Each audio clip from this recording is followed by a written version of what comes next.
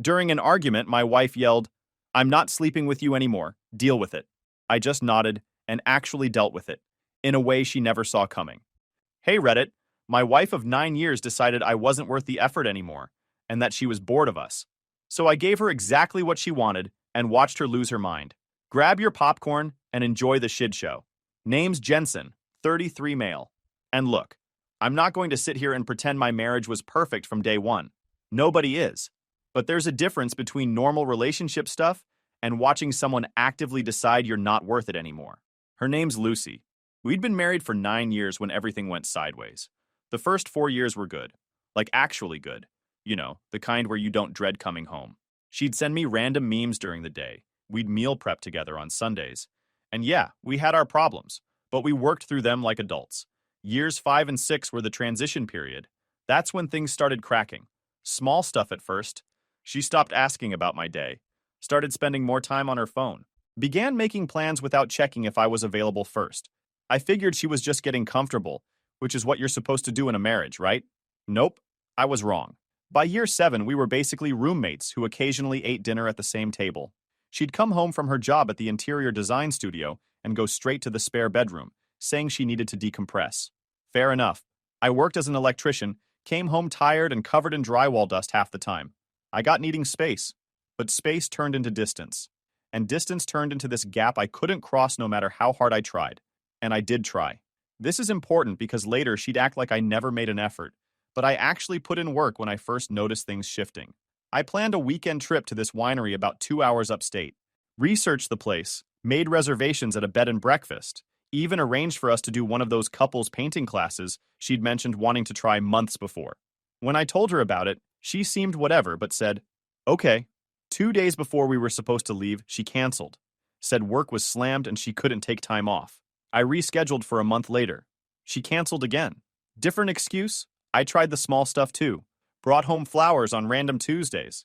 She'd say thanks and leave them on the counter until they died. Started doing more around the house without being asked. She didn't notice, or if she did, she didn't care. Suggested we start a new show together since we used to binge stuff on weekends. She said she'd already started watching it with Monica. Monica, her best friend. That's where this story really starts going downhill. I'd known Monica since before Lucy and I got married. She was loud, opinionated, and had been divorced 3 times by 38. Not that I'm judging, but when someone's crashed and burned 3 marriages, maybe they're not the best relationship advisor. But Lucy worshipped her, thought she was this independent, empowered woman who didn't take garbage from anyone. In reality, Monica was bitter and loved having company in her misery. They'd have these long phone calls that Lucy would take in the other room. I'd hear bits and pieces. Stuff like, you deserve better, or don't let him guilt trip you for prioritizing yourself. Real empowering stuff on the surface. She started showing up at our house unannounced, just popping by with coffee or inviting Lucy out for spontaneous dinners. And every time she left, Lucy would be different, more distant. Like Monica was pumping her full of poison and watching it spread. One night, about 10 months before everything imploded, I tried having an actual conversation about it. We were sitting at the kitchen table on a Sunday morning, and I said, hey, I feel like we're drifting apart. Can we talk about what's going on? She looked up from her phone, gave me this dismissive glance and said, you're being dramatic. Every marriage goes through phases. Then she went back to scrolling. That's when I should have known. When someone tells you your feelings are dramatic, they're really saying your feelings don't matter. But like an idiot, I believed her. Figured I was being needy or insecure or whatever made it easier to ignore the problem. I called my best friend Scott that night. Scott and I go back to high school. He's a plumber, built like he could bench press a Civic, and has zero filter. She said what? Scott asked when I told him about the conversation. That I'm being dramatic. Man, that's the kiss of death right there. When they start dismissing your feelings, it's over. They're just waiting for the right time to pull the trigger. You think I'm overreacting? I think you're underreacting. But hey, maybe I'm wrong. Maybe she's just stressed. He wasn't wrong. Things got worse when Monica started coming around more. I'm talking 4-5 times a week she'd be at our place. They'd sit in the living room or out on the back deck, voices low, heads close together. Whenever I walked by, the conversation would pause. They'd look at me like I was eavesdropping on classified information. Then Lucy would give me this tight smile and say, can you give us a minute?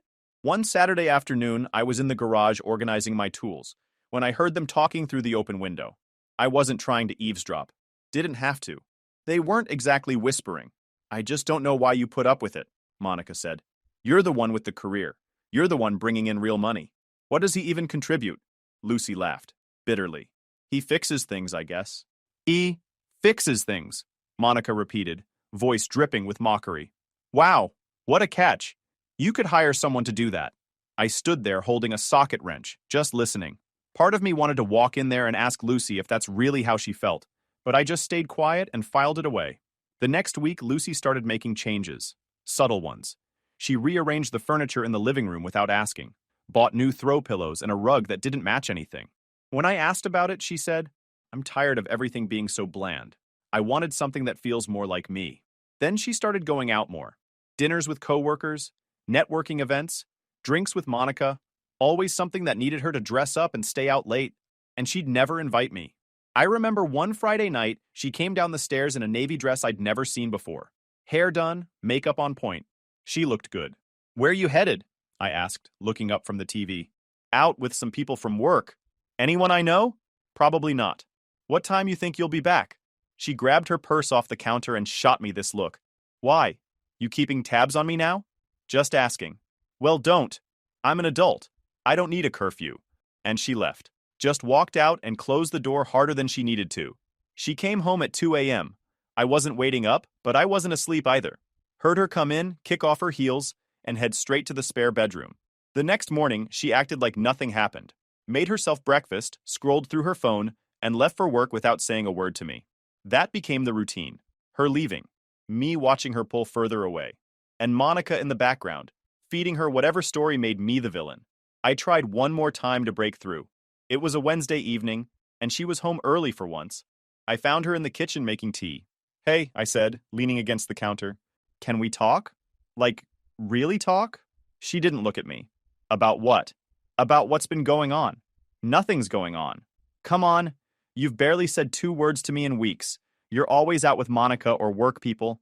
We haven't had an actual conversation in forever. She turned to face me, but her expression was flat. What do you want me to say? That I'm unhappy? That things aren't working? I want you to be honest. Fine, I'm stressed. Work is intense, and I need space to deal with it. That's it. Is it just work, or is it us? She sighed like I was exhausting her. It's everything, and having you constantly hovering and asking me if I'm okay doesn't help. I'm not hovering. I'm trying to be supportive. Well, it feels suffocating. I stood there, trying to process that. Trying to support my wife was suffocating her. Okay, I said finally. I'll give you space. Thank you. And she took her tea and went upstairs. That was the longest conversation we'd had in weeks. That was the moment. That was when I should have seen the writing on the wall. But you don't want to believe your marriage is dying when you're still living in it. So you convince yourself that if you just give it time, things will go back to how they were. They never do. The next few weeks were a slow-motion train wreck. Lucy started changing her appearance. New haircut, new wardrobe. She'd always cared about how she looked, but this was different. Intentional. She also started going out more. Not just with Monica. Work events. Happy hours. Dinner meetings that somehow always ran past 10 p.m. One Tuesday night, she came down dressed in a black blazer and tight jeans. Where are you going? I asked from the couch. Networking thing. For work? Yeah. Which client? She grabbed her keys. Does it matter? Just curious. Well, don't be. And she left. I waited until her car was out of the driveway, then opened our joint bank account on my phone. An hour later, a charge came through. Upscale restaurant downtown. Bill for 2.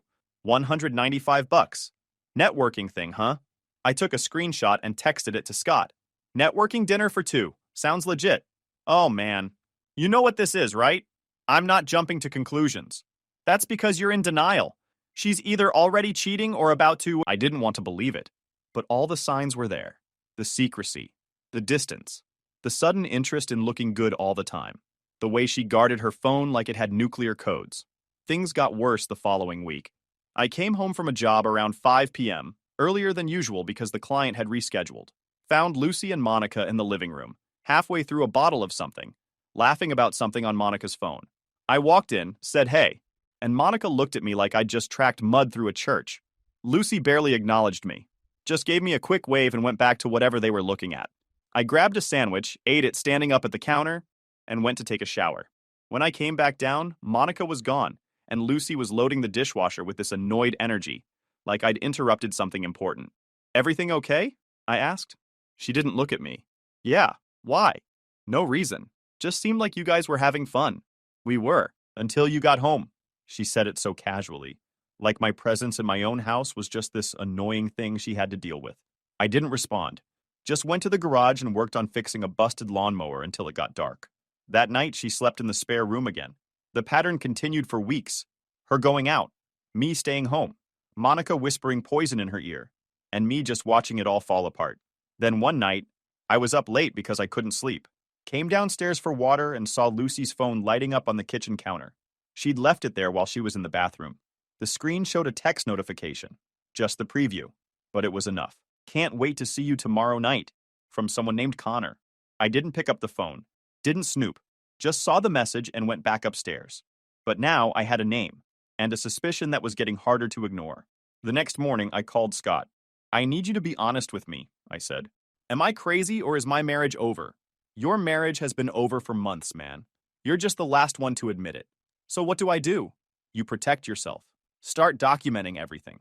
Stop trying to fix something she's already destroyed. And for the love of God, stop being so nice about it. He was right. I'd been trying to save something that was already dead. It was time to start playing offense. The blow-up happened on a Saturday night. I'd been keeping my distance like Scott advised. Stopped asking about her day. Stopped making extra food. Stopped pretending everything was fine. And Lucy noticed. She came home around 9 p.m. from another one of her mysterious outings. Found me in the living room watching a game. She stood in the doorway for a minute, like she was waiting for me to acknowledge her. I didn't. We need to talk, she said finally. I kept my eyes on the TV. About what? About whatever this is. She gestured at me. You've been acting weird all week. I paused the game and looked at her. I've been acting weird? Yeah. You're being distant. Interesting, because I've been giving you exactly what you asked for.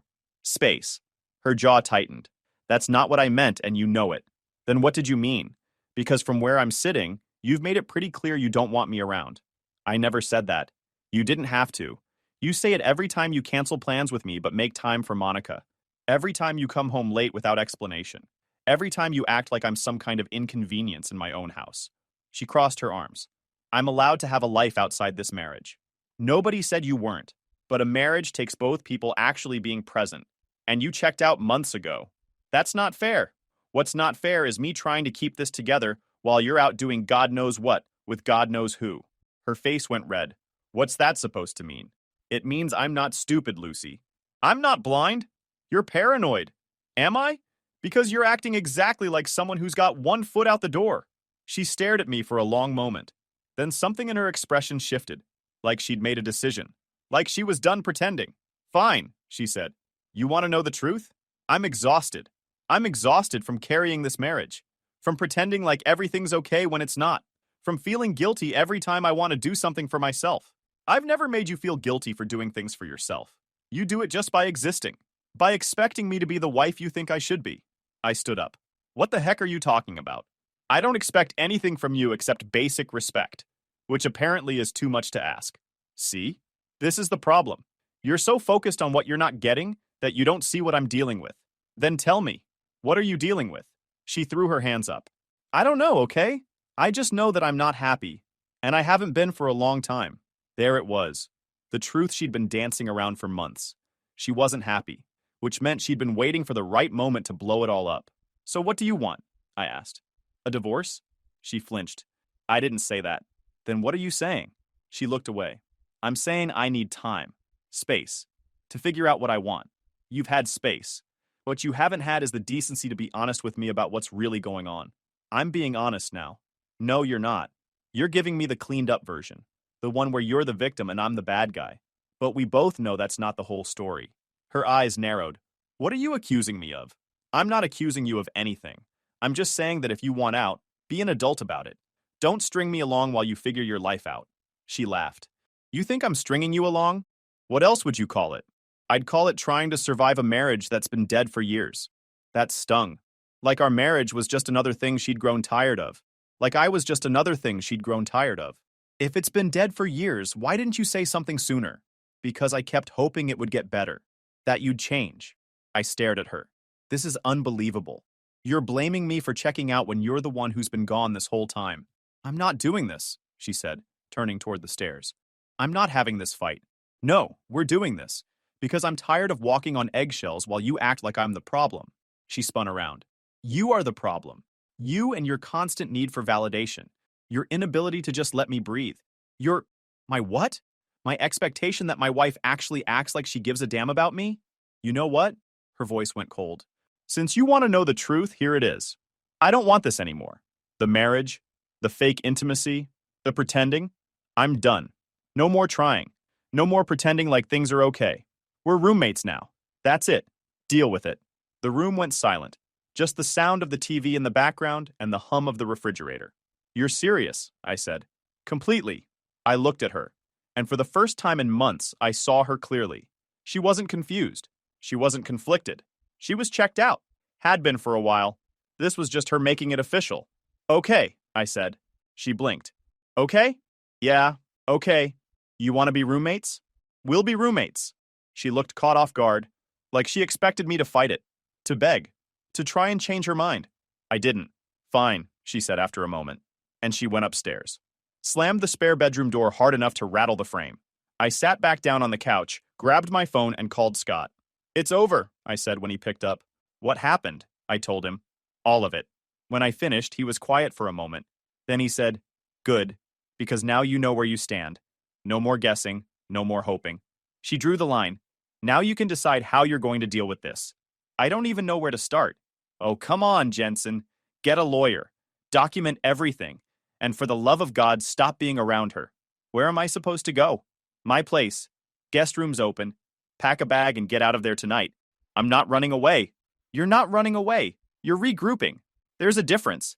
He was right. Staying in that house while she played her games wasn't going to do me any favors. I needed space. A plan. So I packed a bag. Essentials. Clothes, toiletries, laptop. Left it by the door. Then I sat down at the kitchen table and thought about my next move. I moved into Scott's guest room that night. Didn't tell Lucy I was leaving. Just packed my stuff and walked out. Left a note on the counter that said, taking the space you asked for. Don't contact me unless it's important. Scott's place was smaller than what I was used to, but it was quiet. No tension, no cold shoulders, just me and him and a fridge full of takeout. Welcome to freedom, Scott said when I walked in. First rule, no moping. Second rule, we start building your case. My case? Yeah, man, you didn't think she was going to play fair, did you? I hadn't thought that far ahead. But Scott had a point. If Lucy wanted out, she'd fight for everything. And I needed to be ready. The next morning, I opened a separate bank account at a different bank. Started redirecting my paychecks there. Took about 40% of the joint savings and moved it over in small chunks. 500 here. 1,000 there. Nothing big enough to trigger alerts or raise questions. Just enough to make sure I had a cushion when everything went sideways. I also pulled our prenup from the filing cabinet at the house when Lucy was at work. Read it for the first time in years. Her dad had insisted on it before we got married. Said it was just a formality. Standard protection for both parties. At the time, I didn't think much of it. Didn't think we'd ever need it. Turns out her dad was smarter than I gave him credit for. The prenup had an infidelity clause, plain as day. If either party could prove the other had been unfaithful, the cheater walked away with only what they brought into the marriage. No split of assets, no alimony. Just whatever was solely in their name. I read that clause. Then I texted Scott a photo of it. Oh man, he replied. This is gold. Please tell me you're documenting her shady behavior. Working on it. Scott showed up at his place that evening with a small package, handed it to me with a grin. What's this? I asked. Voice-activated recorder.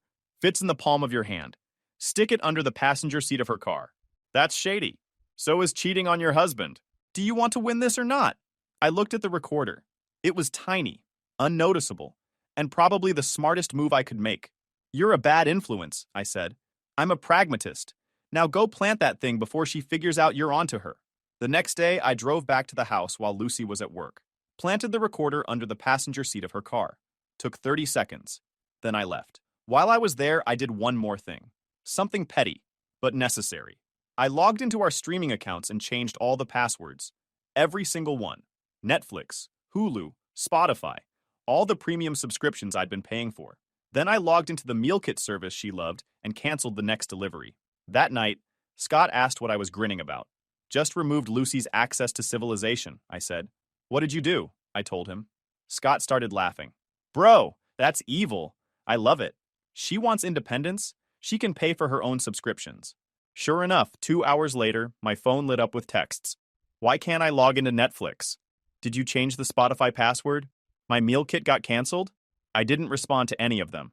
Scott was laughing. She's probably losing her mind right now. Good. Maybe she'll realize what she took for granted. 3 days later, I retrieved the recorder and listened to the playback. Most of it was boring. Radio songs, her humming along, a phone call with her mom about weekend plans. But then I hit gold. A conversation with Monica. Speakerphone, based on the audio quality. He's being such a baby about everything, Lucy said. Like I'm the bad guy for wanting my own life. You're not the bad guy, Monica replied. He's just mad because he can't control you anymore. Exactly. And honestly, it's made me realize how much I've been settling. So what are you going to do? I don't know. I mean, Connor's great, but I don't know if I'm ready to blow up my whole life for him. Connor. There it was. The name I'd seen on her phone. Does he know about your situation? Monica asked. He knows I'm married, but he thinks we're separated. I told him we're just waiting for the right time to make it official. Monica laughed. Girl, you are playing with fire. I know, but honestly, it's exciting. I feel like myself again. Gosh, he's so good in bed. Jensen is so boring compared to him. They both laughed at that. I sat there in Scott's driveway, listening to my wife talk about her affair like it was some kind of self-discovery journey. Talking about this Connor guy like I was just an obstacle she'd eventually get around to removing. I saved the file, backed it up. Then I called Scott. Got it, I said when he picked up. Got what? Her admitting to the affair, on tape. Scott whistled. No way. Play it. I played him the recording. When it finished, he was quiet for a moment. Then he said, Bro, that's nasty even for her. What do I do now? You sit on it. Keep gathering evidence. And when the time's right, you hit her with everything at once. No warning. Over the next few weeks, I documented everything. Credit card charges at restaurants I'd never been to. Purchases at stores I'd never shopped at. Even a hotel charge from 2 weeks back on a night she said she was working late. One Thursday, I drove by the house and saw her leaving around 7 p.m. Dressed up, hair done, heels. I followed her from a distance. She drove to an upscale steakhouse downtown. Parked, went inside. I waited in my truck across the street. 20 minutes later, a guy walked up to the entrance. Tall, mid-30s, khakis and a button-down. He went inside. I took a photo of him. Then I took a photo of the restaurant. Then I checked our joint account. Around 9 p.m., the charge came through. Bill for two. $215. Connor, I presume. I added everything to the file. Scott reviewed it all that weekend. Spread the printouts across his kitchen table like he was planning a heist. This is airtight, he said.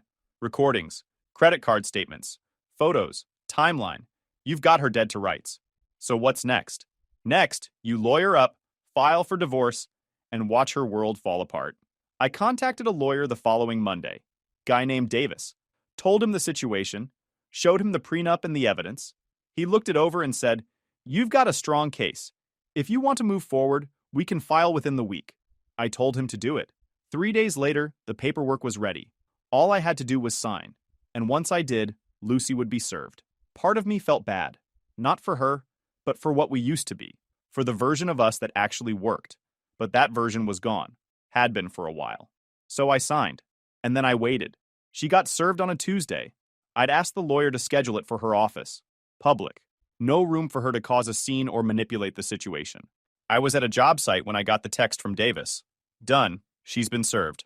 Scott called me an hour later. How you feeling? Like I just dropped a bomb. You did. And she deserved it. Now comes the fun part. What's the fun part? Watching her scramble. I got home around 6 p.m. Scott's place. Lucy's car was in the driveway. Scott had texted me earlier that she'd shown up looking for me. He'd given her my new number. Scott opened the door before I could knock. She's been here for 20 minutes, he said quietly, crying on my couch. Great. I walked inside. Found Lucy sitting on the couch, papers spread out in front of her, face pale. She looked up when I walked in. Her eyes were red, jaw tight. What is this? She asked, voice shaking. I set my keys down. It's pretty self-explanatory. You're divorcing me? Yeah. She stood up, gripping the edge of the papers. You can't just do this without talking to me first. I tried talking to you, multiple times. You made it clear you didn't want to hear it. So this is your solution? Just blindside me with paperwork at my job? In front of my coworkers? I stayed calm. You blindsided me by checking out of our marriage and starting an affair. Figured I'd return the favor. Her face twisted. I'm not having an affair. I pulled out my phone, opened the voice recording, hit play. Her voice filled the room. Connor's great, but I don't know if I'm ready to blow up my whole life for him. And the other things that followed. Her face went white. Scott, who'd been leaning against the wall, let out a low whistle. Damn, that's cold. Lucy looked between us. Where did you get that? Doesn't matter, I said. What matters is, I have it. Along with credit card statements, hotel receipts, photos of your car parked at places you said you weren't. She sat back down, slowly, like her legs couldn't hold her anymore. You were spying on me? I was protecting myself. She put her head in her hands. This is insane. You're taking everything out of context. Scott scoffed. What context makes it okay to lie about where you are? To spend his money on hotel rooms with another guy? She shot him a look.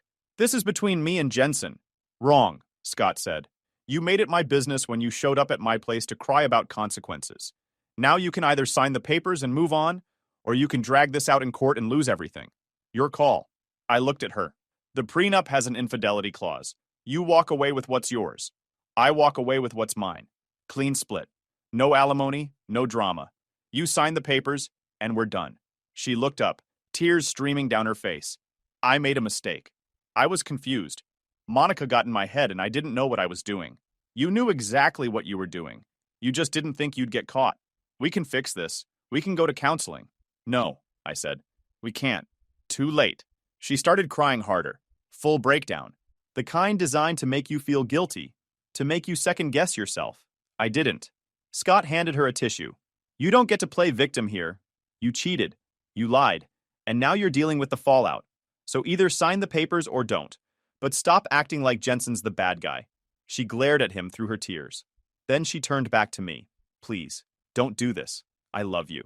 I looked at her for a long moment. Then I said, no, you don't. You love the idea of having someone around when it's convenient. And I walked out, went to Scott's garage and worked on his busted lawnmower until it got dark. When I came back inside, Lucy was gone. Scott handed me a drink. She left about 10 minutes ago. Said she needs time to think. Good. Let her think. The next day, I got a text from Monica. We need to talk. I ignored it. 2 days later, there was a knock on Scott's door. Opened it to find Lucy and Monica standing there. Lucy looked like she hadn't slept. Monica looked pissed. Scott appeared behind me. Oh, this should be good. We need to talk, Monica said, pushing past me into the living room. I didn't invite you in, I said. Too bad. You're destroying her over a misunderstanding. I looked at Lucy. You brought backup? Really? She didn't say anything. Just stood there, arms wrapped around herself. Scott stepped between us. A misunderstanding? Lady, she admitted to the affair on tape. There's no misunderstanding here. Monica's face hardened. Every marriage has rough patches. That doesn't mean you blow it all up. She had an affair, I said. That's not a rough patch. People make mistakes. Scott laughed. You've been in her ear for months telling her she deserves better. Telling her Jensen's not good enough. And now you want to lecture him about mistakes? Monica's face went red. I was helping her see her worth. No, Scott said. You were projecting your own failed relationships onto hers. 3 divorces, by the way. Impressive track record. Excuse me. You heard me. You're a misery vampire? And now that your best friend's paying for your terrible advice, you don't want to look like the villain. Monica turned to Lucy. Are you going to let him talk to me like this? Lucy finally spoke. I'm sorry. I know I messed up, but please, can we just try? I shook my head. It's too late. I've already filed. And unless you want this to drag out in court, you'll sign the papers. Monica scoffed. You're such a cold jerk. I looked at her. Watch your mouth, lady. Now get out. Both of you. Lucy started crying again. Monica put an arm around her and led her toward the door. Before they left, Monica turned back and said, You're going to regret this. Scott shut the door behind them. Man, I hate that woman. You and me both. But hey, at least now we know Lucy's not going to make this easy. Great. Lucy didn't sign right away. Tried to drag it out. Had her lawyer argue that the evidence was obtained illegally. But Davis shut that down quick. Recordings in your own vehicle. Monitoring your own joint accounts. Photos in public spaces.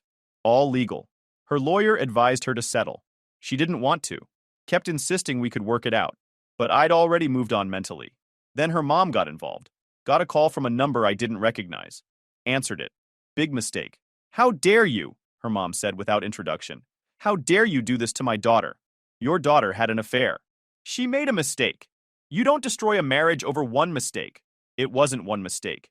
It was months of lying. You're being cruel. I'm being honest. She went off. Called me cold. Selfish. Said I never appreciated Lucy. That I was throwing away 9 years over pride. I let her finish. Then I said, I'm going to send you something. After you look at it, you can call me back and apologize. Or you can never call me again. Either way works for me.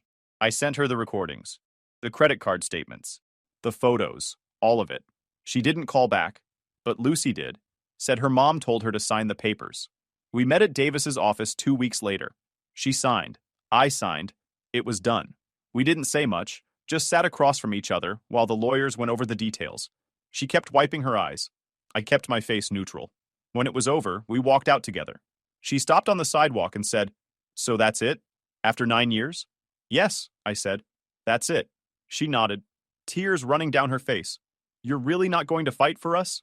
I did, but trying to save what is already destroyed is a waste of time. And that was it. She walked to her car crying. I walked to my truck. We drove away in opposite directions. The divorce finalized 4 months later. She got what was hers. I got what was mine. Clean split. No alimony. No joint anything. I heard through mutual friends that she and Connor didn't last. Apparently, once she was actually available, he lost interest. Funny how that works? The funny part, I also heard Monica bailed. Stopped returning Lucy's calls once the divorce was final. Guess being a life coach for someone else's misery is only fun when there's drama to feed off. Lucy moved into a smaller place across town. Tried reaching out a few times in the first couple months. Sent texts saying she missed me. That she wished things had gone differently. I didn't respond. There was nothing left to say. As for me, I'm doing fine. Better than fine, actually. Sold the house, bought a smaller place closer to work. Got a dog. A German Shepherd named Rocky. He's better company than most people. Scott and I started a side business doing residential electrical work together. Turns out there's good money in it when you're not splitting everything with someone who resents you. I've been on a few dates. Nothing serious yet, but I'm not in a rush. For the first time in years, I'm not trying to fix someone else's mess or carry someone else's weight. I'm just existing, on my own terms. And honestly, it feels good. Sometimes people ask what happened.